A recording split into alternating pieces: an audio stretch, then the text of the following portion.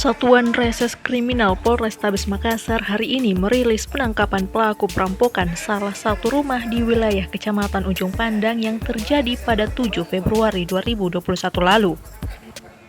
Sebanyak 2 pelaku berhasil diringkus Resmob Polsek Ujung Pandang dibantu oleh tim Jatanras Polrestabes Makassar di tempat persembunyiannya di luar wilayah Makassar kemarin malam.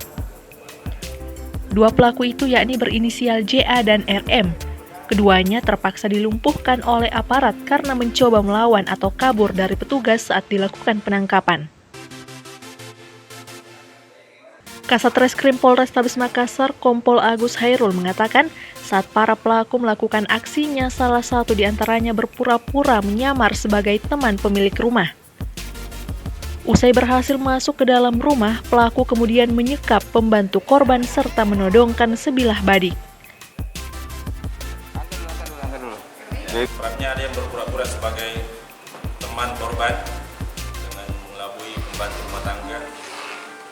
Kemudian setelah pintu dibuka, yang bersangkutan masuk kemudian mengancam dengan sebilah badik.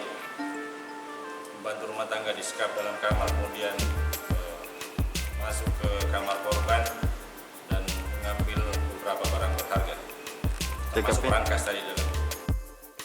Sebelumnya, keempat pelaku tersebut berhasil masuk ke rumah korban serta membobol berangkas milik korban. Dari aksi tersebut, total kerugian yang dialami oleh korban mencapai 500 juta rupiah. Kini, 2 pelaku lainnya jadi buron dan masih dalam pengejaran petugas. Kota Makassar, Suparman, Fajar.co.id melaporkan.